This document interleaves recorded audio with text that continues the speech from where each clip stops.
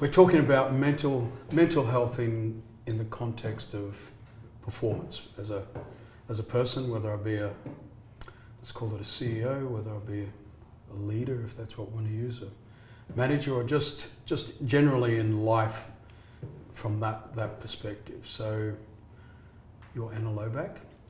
Yes, I am. Yeah. So okay, let's start off with what's your qualifications?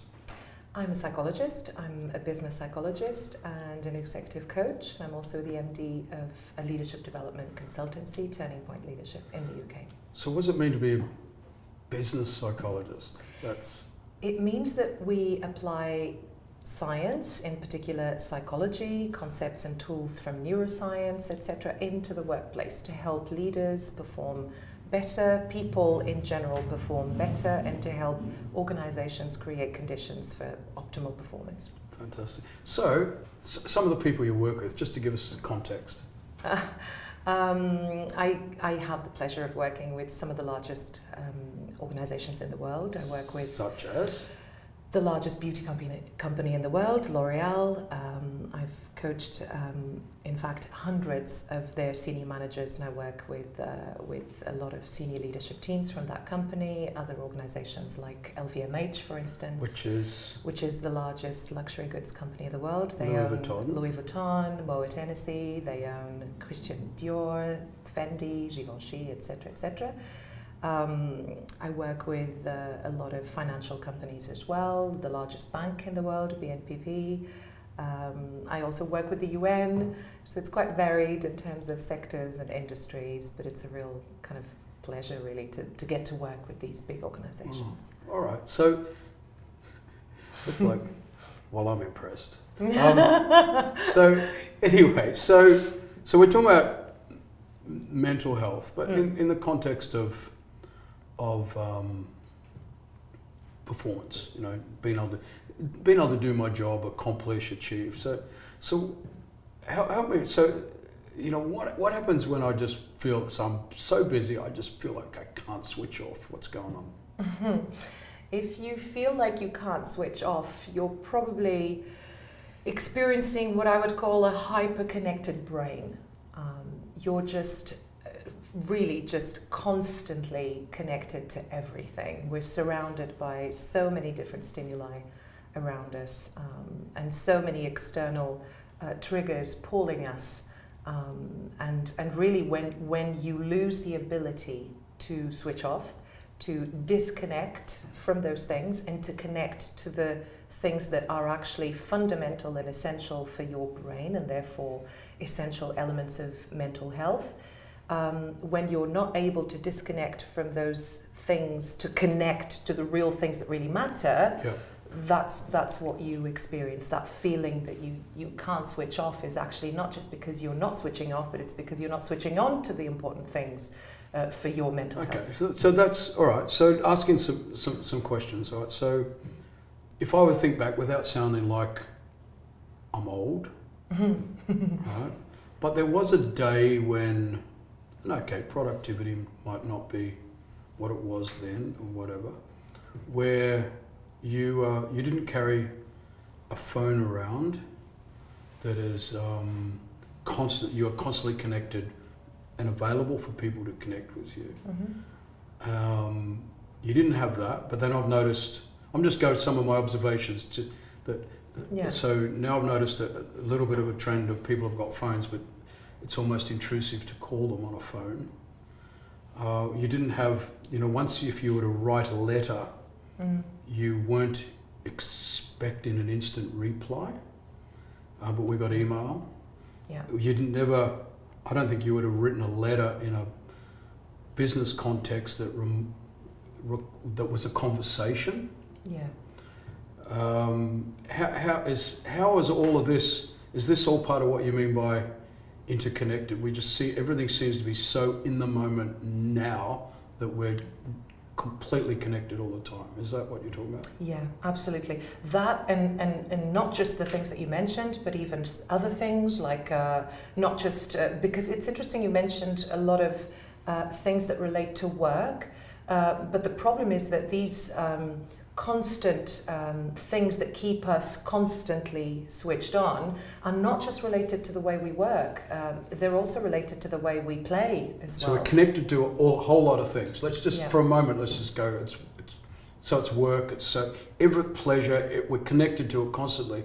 You made a key statement just that I picked up when you started, you said, which is stopping us from being connected to the right things. So what's really interesting about the way our brain works is that, and I've talked about this with you before in other situations, when I explain what happens in your nervous system, for instance, when you have the sympathetic nervous system, right, the fight or flight, and the parasympathetic nervous system, the rest and digest. Now, the reason why I'm bringing this into the answer to your question, Gary, is because what's really fantastic about this particular piece of research that I'm thinking about, and there's some really fascinating neuroscience research showing what happens in our brains when they are in this rest mode. And what's fascinating about what's happening there is that the type of neural activity and the type of brain activity that happens in the rest and digest type of functioning is exactly identical to the type of brain activity that relates to social connection.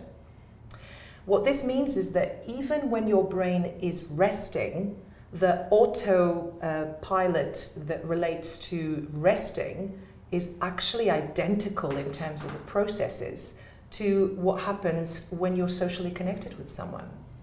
And that's also why when people sleep and they dream, usually the dreams can be about other people. In fact, if you really think about the way you stop and think about things, when you pause to reflect and to try to restore balance to your nervous system and reactivate your rest and digest type of functioning, it's very likely that you will end up somehow thinking about other people, other people's minds, other people's thoughts. We call this metacognition. It's essentially what distinguishes us from other animals. The fact that we can not only think about how we think, but we can think about how other people think.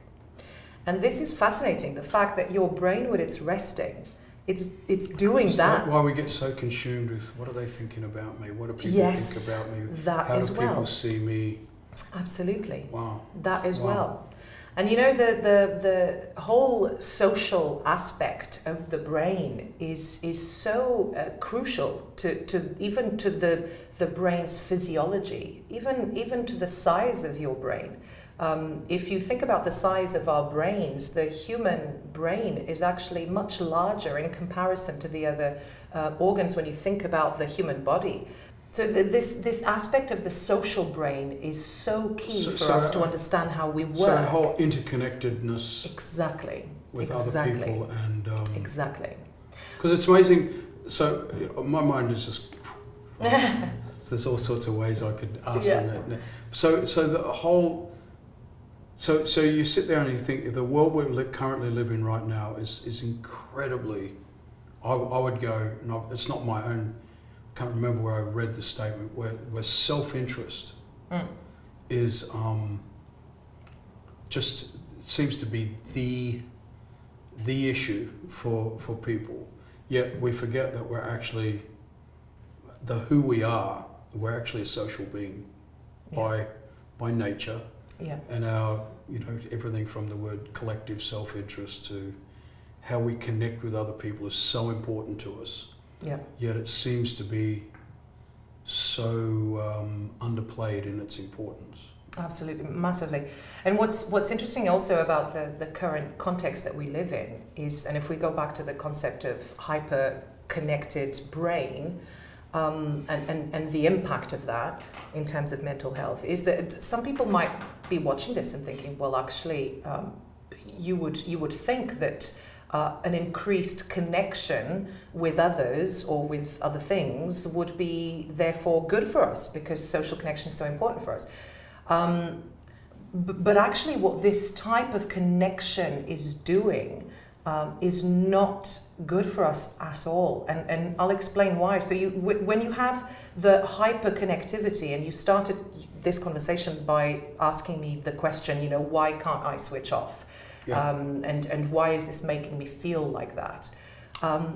yes, we are social beings, and yes, our brain really has been wired for social connection, but at the same time, it also needs rest and balance when it comes to that social connection.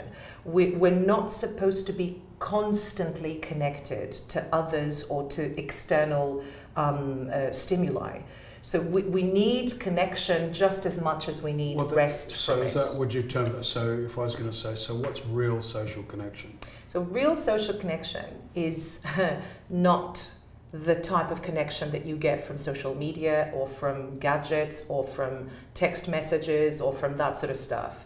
Now, the problem with that is that people are being conditioned because of these types of connection that I've just mentioned. People are being conditioned to a type of socialization that is not consistent to how our brains are wired. I'll explain what this means. When human beings are socialized, they're supposed to be exposed to a number of stimuli and things that other people do that will trigger reactions in our brains. For example, we're supposed to be socialized by face-to-face communication. Why? Because we learn to read all sorts of things like non-verbal communication, body language, tone of voice, touch, etc. All these things that you don't get with social media or with text messages. So emoji doesn't do it for me? Emoji, I'm afraid, will not do it for you, Gary. So that's the type, and that's what I mean when I talk about the real connection that your brain needs versus the indirect communication that is involved in this sort of socialization that we now have with social media, etc. And that really brings a lot of danger when it comes to the way, especially with children and young people, etc., that are still being socialized. The fact that they're missing out on all those other important elements of socialization and social interaction with other humans that I mentioned.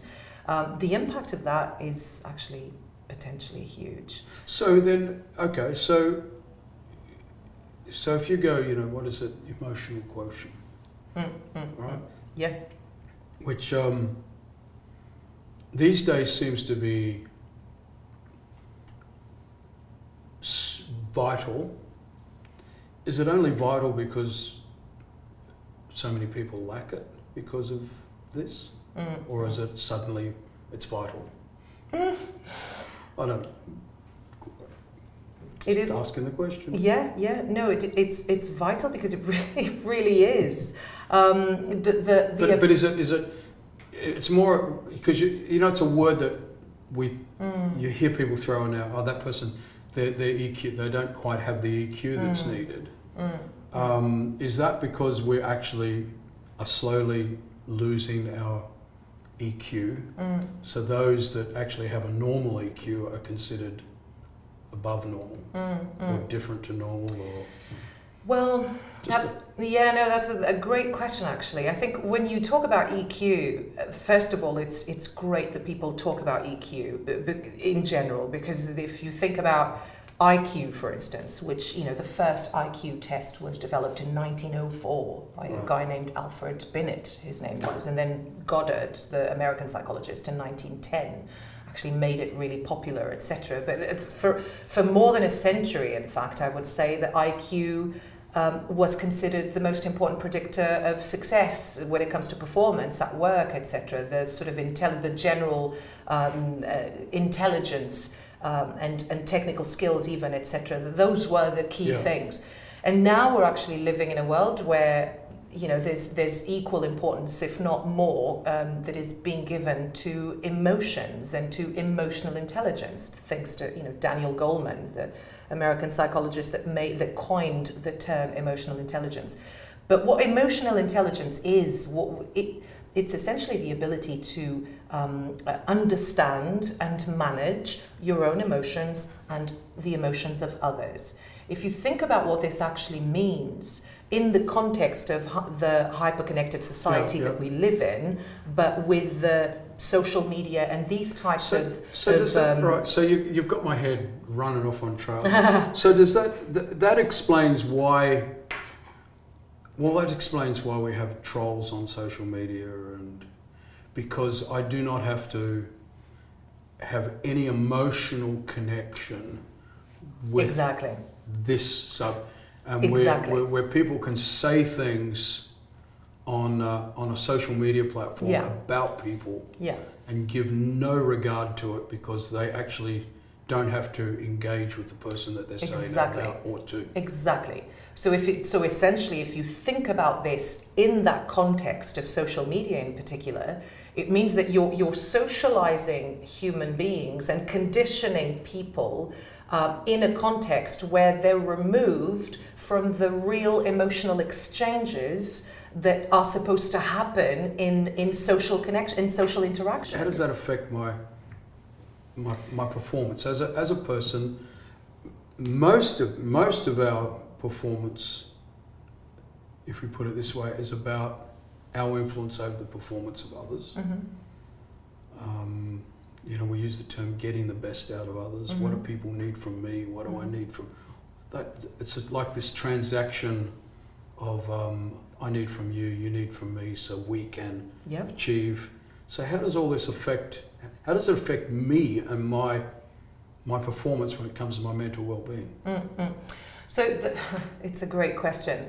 The first thing that I think we need to understand is the impact of real social connection, the human to human connection, the impact that has not just for me as an individual, but for us as a whole. So to answer your question, if I'm someone who needs to, get the best out of others, and I'm someone who needs to not only work with others, but work through others, it's really... And I've got to be able to cope with others. And cope with others. Yeah, exactly. So that's that whole, that interconnected, this...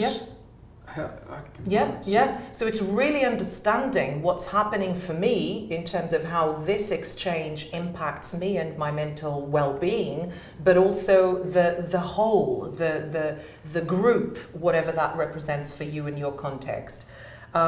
First of all, I think when we need to talk about what happens when we feel rejected, for instance, and what happens in these social interactions, both in the virtual reality that we've talked about as well of social media, etc., but also in the real world, what happens when human beings experience social rejection, for example.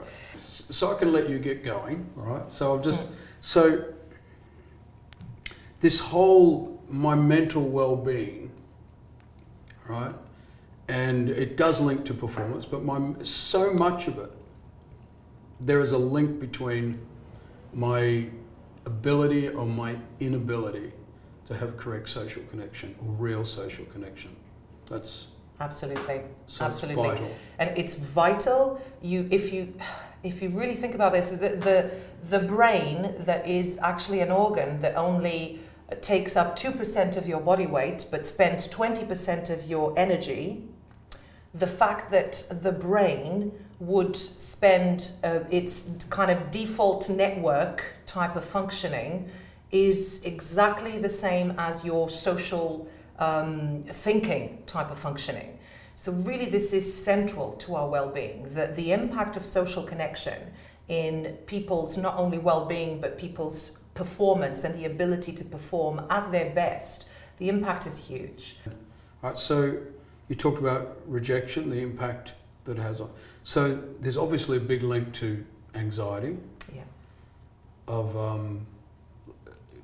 how anxious about what you feel about me. And all of those sorts of things that breeds all of its own, seems to take on its own little life. Linked to my lack of correct social connection. I don't know if you feel the right things about me, so now I'm fearing that you reject me. I've got all of this going on. So real social connection. So it's not just getting, from what I understand, listening to us talk, it's not just getting disconnected with all the sorts of indirect forms of communication.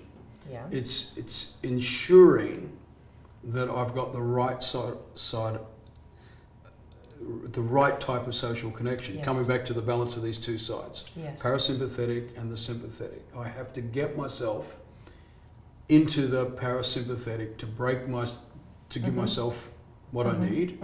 So real social connection is what's going to bring me to this parasympathetic, where I'm getting a break from the stresses, because most of what we do with performance is people related. Yeah. Right? So I got to get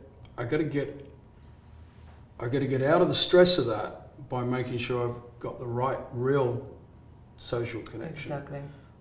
Does that help me handle the stress of this?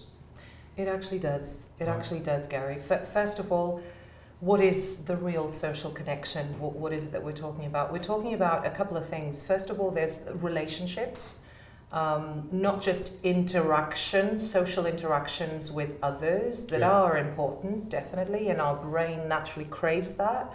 But it's more than that. So the being plugged into healthy relationships that actually help to regulate our brain functioning and all sorts of cognitive processes that need to happen for us to have a healthy mind. All of those things happen when you're plugged into healthy relationships. So we talk about that, relationships, whether that's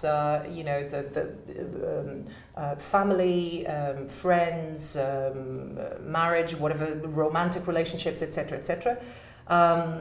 But also other types of social interaction. So yes, relationships, one of them. The other one is what we call groups.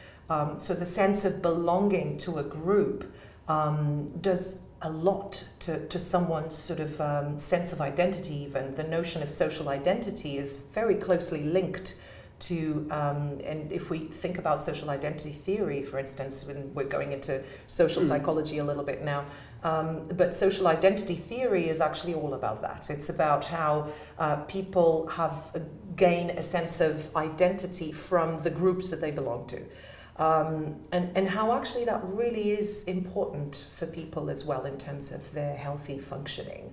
So it's relationships, it's the sense of belonging to a group. We'll leave one community Yeah. to join another community because we might have social exclusion or isolation in that community. Exactly. But I find inclusion Exactly. in and acceptance in this community and take on the identity of that community. Yes. Is that what you're saying? Yes, and not just because you find, yes, inclusion and psychological safety that restores that sense of belonging, and therefore that relationship links come in as well in your brain circuitry. But it's more than that. It's also how the identity of a particular group seems to be very important for human beings when it comes to defining their own identity. And you can see this in all sorts of areas, from sports clubs to political parties to people kind of define themselves and who they are according to different groups, right? Okay. Yeah. But in addition to this, you then have something else, which is not necessarily relationships. It's not necessarily a group that you belong to, but it's social interactions that involve generosity, which is very interesting. And there's been some fascinating research in recent years on what happens in your brain when you choose to do acts of generosity. And actually, there's we need to talk about the neurochemicals, neurotransmitters, the different happy hormones, if you like, the neurochemical release that happens in the brain when you experience different stimuli. And everyone knows or has heard of oxytocin, for instance, which is considered the love hormone, if you like, or the connection hormone. You experience a release of oxytocin when you touch someone that you love, or when mothers experience a release of oxytocin when they breastfeed their or when babies. you just do something selfless towards someone as well. Well, that's the thing. Yeah. What's interesting is that you also experience a release of oxytocin when you do something selfless to others, but not just oxytocin. This recent research that I'm referring to, which is from Stanford University, they found that not only acts of generosity not only activate a release of oxytocin, but they also stimulate another hormone, which is serotonin, which is called the sort of pleasure. Happy. Exactly, it's the pleasure hormone. Serotonin is linked to the kind of reward circuitry in your brain. It's not only, I guess what this shows us is that being generous to other humans not only makes you feel great, and it gives you a release of happy hormones in your brain, and it makes you feel sort of connected, but because you experience that connectedness with another human being that is completely selfless, that actually gives you a huge surge of pleasure, and it's linked to the reward circuitry of the brain, which means that it's potentially addictive. So being generous is not only making you feel good, but it's potentially addictive as well. And the research from these guys found that if we're talking about isolated acts of generosity, the impact isn't as strong in your brain. But actually your brain not only enjoys that, but it craves for more of that. So it's regular acts of selfless generosity that actually does it. All right, I'm fascinated because, so I always filter this through little discoveries. So I've got this little habit. I don't necessarily talk about what it is, but and I've noticed that if I do it and somebody sees me do it, it's like, oh yeah, that's cool. But then when I do it and someone doesn't, I just walk away with this buzz. Yeah. Yeah. And it's to the point where it's like I purposely, go, okay, I need to make sure I've got this on me today, so that when and I found myself looking to be able to do this, which is in regard to helping someone, without anybody noticing me doing it. That's what you're talking about. Yeah, absolutely. Wow. And that is, it's literally like lights flashing in your brain when that happens. And when you do that, and really that's also why sometimes you hear people say, you could feel down, but you sit down with a friend who might be going through something worse than you are, and you walk away feeling a little bit better about yourself. And sometimes people say that, and they think, oh, I'm really horrible because I've just spoken to someone who's a lot worse than I am, and that makes me feel better. Well, it's for all sorts of reasons, but it's also the fact that you are doing that and you choose to sit down and selflessly give energy and time into helping someone else without any benefit to you whatsoever. That actually benefits you, even when you think it doesn't. It does. It's of huge benefit to your emotional and mental well-being. Right. Okay. So we're hyper-connected. We've got this. So we've got to work out how to disconnect. We've got to work out how to connect. Yeah. And so give me some solution. I'm sitting here, and if I was to ask you, okay, so I just can't switch off. And then it's because I'm connected and I'm not connected. Exactly. So help me with the things I should disconnect with, and help me with the things I should connect with.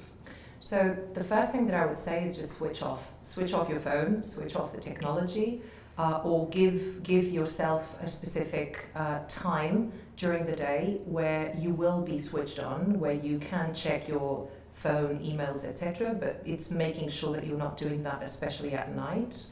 So essentially what you need to do is really just understand the value of switching off from the gadgets or assigning a specific amount of time to those things so that you can really switch off. Well, little things like, okay, so when you switch off the gadget, so I'm just, give a few practical tools for people, right?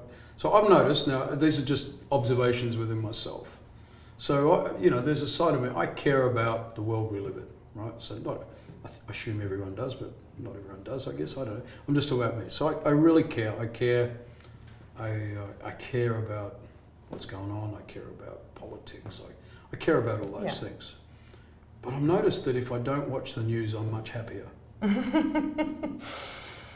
because Yeah. I get a bit addicted to Yeah. what's this news people, what do they say, what are they saying, what are they saying, what are they saying, what are they saying?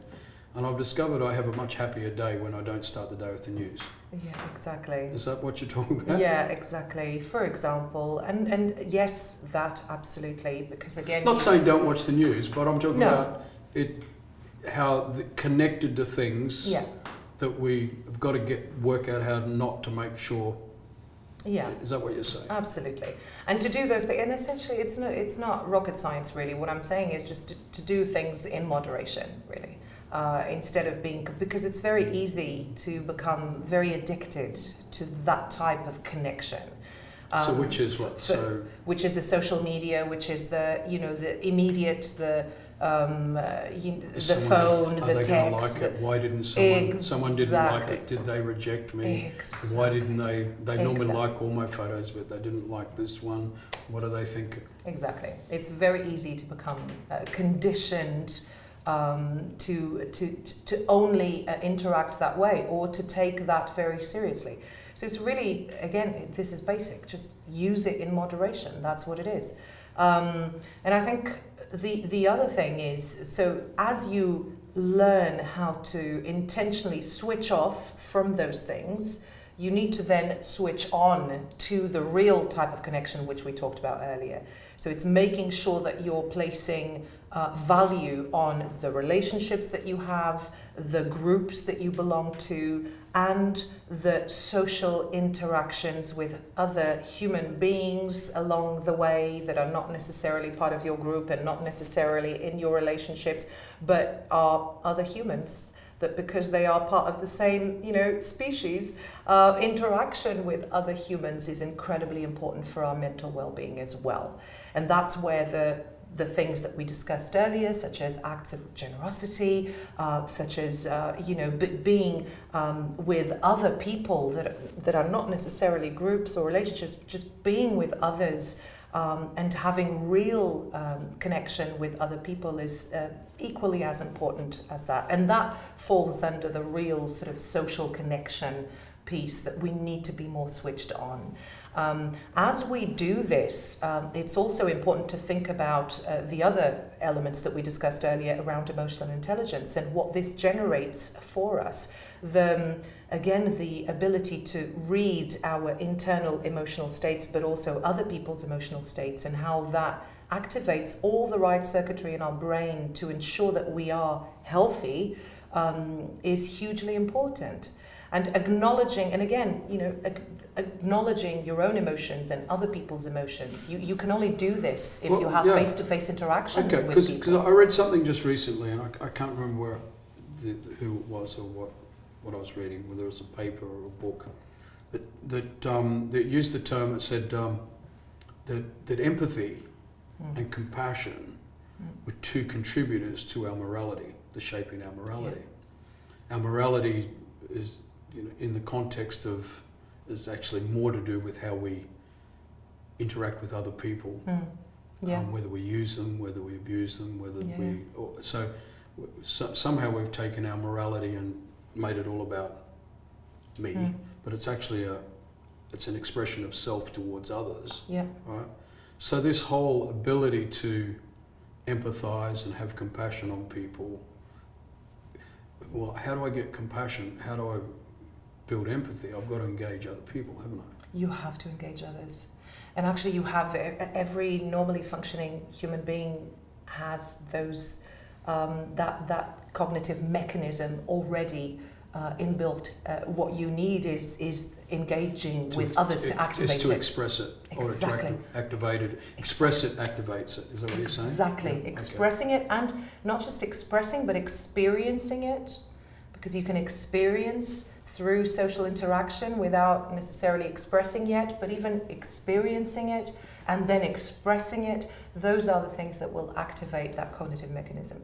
So it's all there, but really the more you separate, you detach yourself from these types of interactions and this type of social connection, the more difficult it will be to feel empathy and to feel compassion. So if I'm someone who, just say I've got a busy life, just say I've got a big life, all of those things, which doesn't necessarily mean I have to be at what we might say the top of the corporate food chain or whatever. I'm starting to experience social anxiety, perhaps. Is that a term? Yeah, is that a it is. reality? Yeah. And I realised that my performance is waning because of my anxiety towards interacting with other people. Everything from sitting in a meeting with people. They're all real outworkings. They are very real. So the challenge is because if I've got myself into a position where, let's go, my hyper-connected world, which can include people and the things, but let's go the indirect communication where it's not me and you, it's me via a machine, so to speak. And I found myself, I'm in this place where it's like, all right, I'm still using all of this, but I'm absent of this. I'm absent of this real social connection. How do I cross that line? I'm stuck here. Yeah. When you say that you don't have that world and the real connections, are we talking about people that just are isolated or feel isolated? Yes, well, I guess there's a whole lot of what I'm... Because there's all sorts There could be a whole lot of what I mean, but I think if we're not careful, we can be so connected here that we... and we're not connected here, that we are now suddenly aware of all of the, let's call it the downfalls of being all of this. So I could have anything from extreme social anxiety to experience it mildly. I can't read people anymore. I can't interact. I'm there, and I want to get into balance. What should I do? Yeah. So first of all, and you're right, by the way, because people unlearn those things and those skills because they've been overexposed to a different types of socialization, basically. But you can learn everything because again, it's all there. It just needs to be activated or reactivated. So the first thing because if I seize on that, because I think sometimes we go. When I say we, I'm talking like I could reflect and think of my own. Think, oh yeah, I get that, or people I know, or what, just by nature of what I do, and can almost like go, yeah, but how? It's almost like this is fait accompli. This is how it is now. Yeah. Where you just use the term I can learn because I learnt how to get here, didn't I? Yeah. And my brain, all I have to do is re-educate. Yeah. I've got to relearn to go back and get a balance in this. Absolutely. So it has a name. Yep. It's called socialization. Yep. And it's really going through that process again. That's what it is. Different things can help you accelerate that process.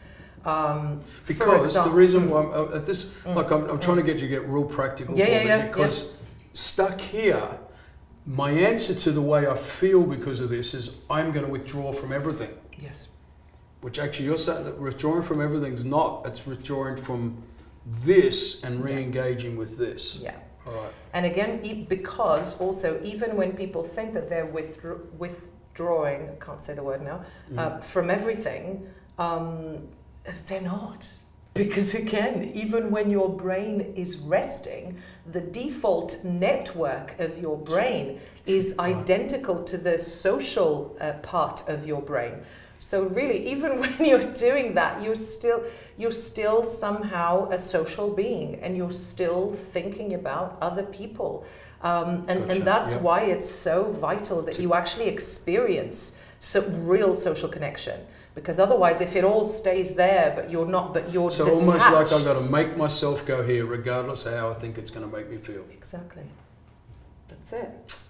That's it. Absolutely. And some things will help you do that. Yep. Some things will, and really the the generosity thing is a quick win. It's actually a quick win because it will make you feel really good. Doing something selfless for someone else will help you connect that part of your brain because it makes you feel great, and therefore it will help you to attach to that part of your brain again. The other thing that helps also, interestingly enough, is to engage in your emotional world, if you like. Because again, that's so linked to socialization and to the way we experience reality with other human beings. So really engaging with your emotions, and again, being very aware of what they are, allowing yourself to feel the way you feel, etc., etc. That whole side of things will also help you reconnect to that world and to others. And really you have to, but the bottom line is you have to be intentional about it. You have to do it even if you feel like you don't want to do it. You have to. Yeah, so regardless of how you feel, you need to do these things. Exactly. A little bit like get the balance. Exactly. The balance of on, break, on, break. You, regardless of how it feels, the discipline is I have to do it to start re-establishing mental health. Absolutely. Fantastic. You're awesome.